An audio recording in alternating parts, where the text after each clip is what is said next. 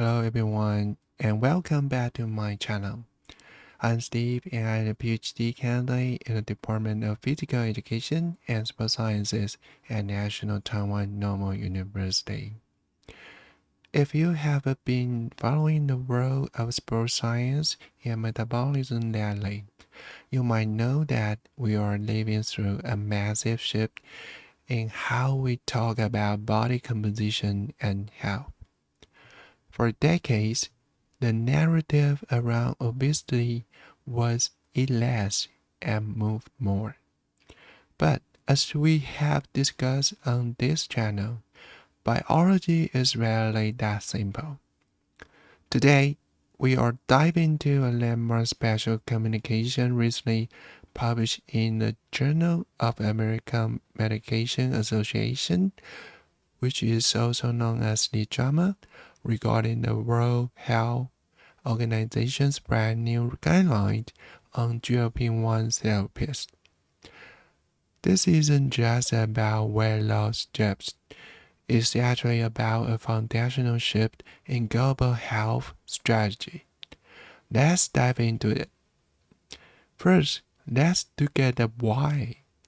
Obesity isn't just a lifestyle choice. The World Health Organization officially defined it as the chronic relapsing diseases. We are looking at over 1 billion people affected worldwide. To put a number on the stake, in 2024 alone, there were 3.7 million obesity-related deaths from non-communicable diseases. This is 12% of all such deaths globally. The economy burden isn't just a straight staggering, with global costs predicted to hit around $3 trillion per year by 2030.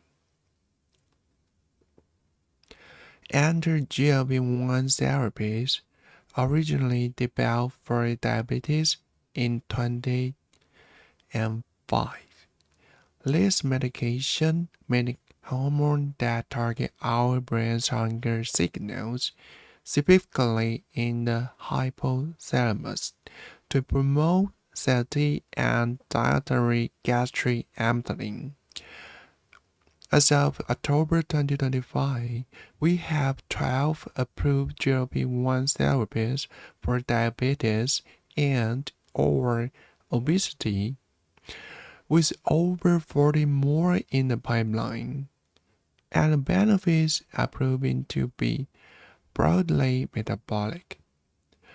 We are seeing evidence that these drugs help with everything from cardiovascular events and sleep apnea to kidney disease and even neurodegenerative conditions. So, what does the WHO actually recommend? They have issued 2 core conditional recommendations for adults. The first one is the long-term use. They recommend GLP-1 therapies as a long-term treatment, meaning continuous use for 6 months or longer. And the second usage is that it might be the multimodal care. They recommend pairing these medications with intensive behavioral therapies. This second point is huge for us in exercise science community because the intensity of behavioral therapy includes structural goal setting for exercise and diet, energy restriction, and weekly counseling. The World Health Organization is clear. Medication alone is not the silver bullet. Behavioral therapy is what helps amplify and sustain those therapeutic benefits. Now, there is the catch. Both recommendations were graded as conditional. You might wonder why. Because the desirable consequences don't yet clearly outweigh the undesirable cost on a global scale. Actually, we are facing a massive equity dilemma. The first is about reproduction. Even in the best case scenario, current production only covers about 100 million people. That's less than 10% of those living with obesity.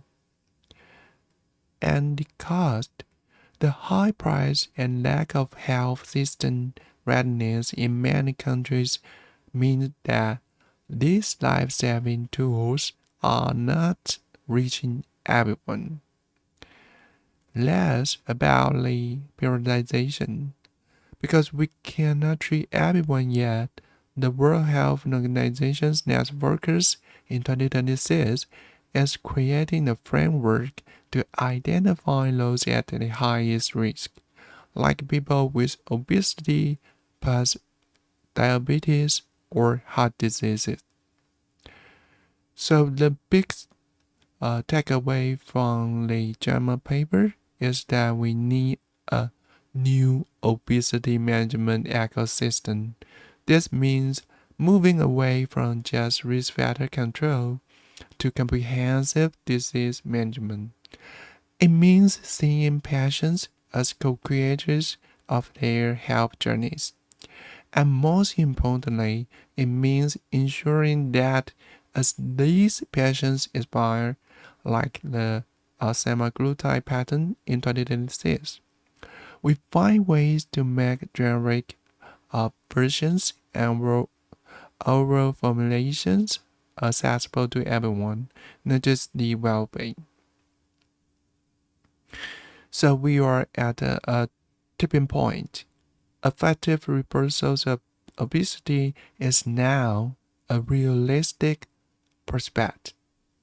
But as the author of the study note, how we respond to this opportunity will determine if there is a historic global health success or a missed opportunity for equity. If you are a coach, an athlete, or just someone interested in the science of the human body, keep your eyes on it. The what of weight loss is actually changing, but the now, the behavior, the movement, and the community remains as vital as ever. Thank you for listening. Stay curious and stay active, and I will catch you in the next episode.